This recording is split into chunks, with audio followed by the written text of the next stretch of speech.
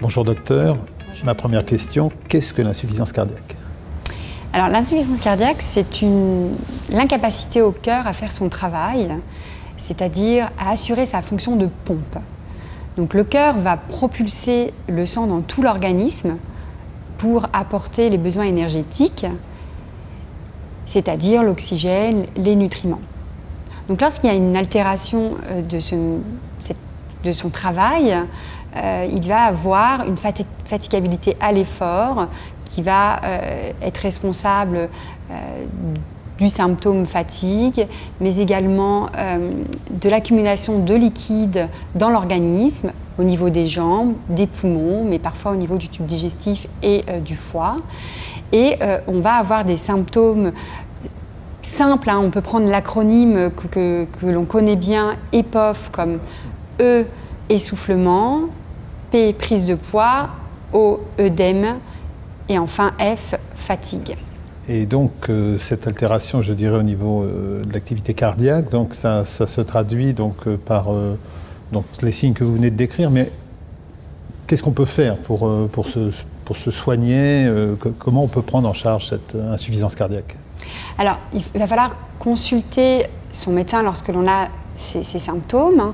Le médecin va donc vous examiner, vous envoyer faire des examens complémentaires. Une prise de sang simple peut aider au diagnostic.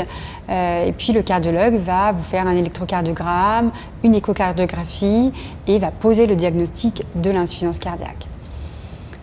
Et donc là, on peut soigner cette insuffisance cardiaque par des traitements, par des interventions, comment ça se passe? Tout à fait. Alors il faut d'abord comprendre quelle est la cause de cette insuffisance cardiaque. Les causes les plus fréquentes sont les maladies coronaires, c'est-à-dire un rétrécissement des artères coronaires ou alors une artère qui peut être occluse, ce qu'on a dans l'infarctus du myocarde. L'hypertension artérielle, ce sont les deux causes les plus fréquentes. Puis après, on a d'autres causes comme le cœur qui a une diminution de la contractilité du cœur, un cœur un peu mou, qui va être d'origine génétique, infectieuse, inflammatoire ou liée à des toxiques comme l'alcool, la chimiothérapie.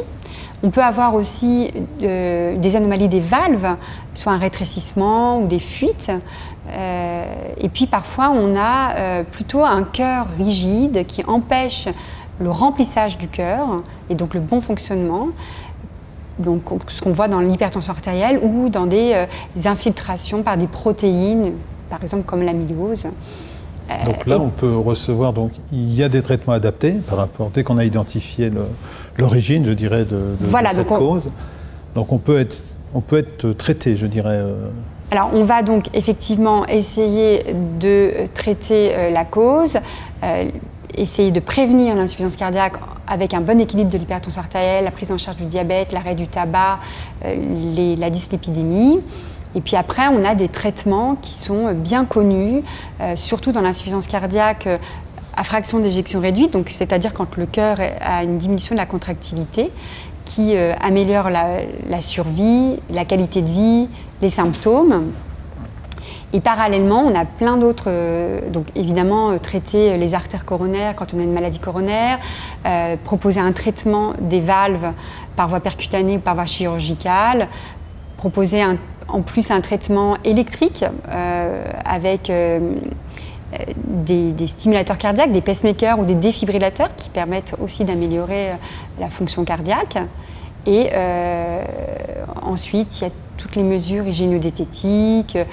Oui, il faut que le patient se prenne aussi en charge, qu'il ait une certaine hygiène de vie, il faut qu'il ait il y a des choses à respecter pour pouvoir justement éviter d'aggraver, je dirais, cette situation, même si on est pris en charge au niveau médical. Ouais.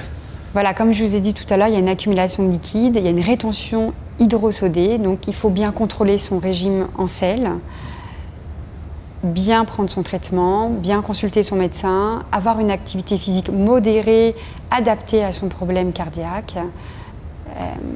Il faut être acteur de sa santé, pathologie. Oui, tout à fait.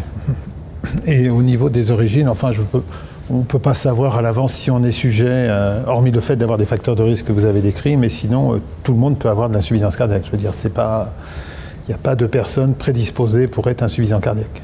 Alors, Il y a... Hormis l'aspect génétique peut-être. Voilà, hein. tout à fait.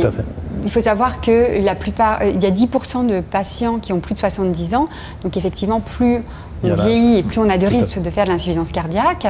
Mais on peut être touché à tout âge. Hein. On peut même avoir de l'insuffisance cardiaque après un accouchement chez un jeune. Évidemment, il y a tous les facteurs de risque, donc ça, on peut agir dessus dans la prévention, mais malheureusement, il y a aussi des facteurs génétiques. Et il est important de consulter, d'avoir une surveillance régulière quand on a des parents atteints, pour pouvoir avoir une prise en charge rapide, tôt, et pouvoir améliorer, bien sûr, le pronostic. Et donc, vous disiez, il y a des facteurs modifiables, donc les facteurs de risque connus, et les non modifiables, ça va être...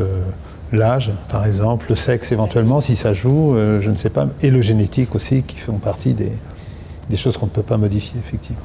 Ce qui est important, c'est de rapidement comprendre qu'on peut avoir une insuffisance cardiaque, de consulter pour être pris en charge dans des structures adaptées. Oui, puisque plus tôt on prend en charge nos patients, et plus tôt, justement, on arrive à éviter toute succession, un enchaînement de complications cardiovasculaires. Voilà. Tout à fait. L'idée, c'est de ne pas arriver trop tard et d'avoir une errance diagnostique. Écoutez, je vous remercie beaucoup. Merci, docteur.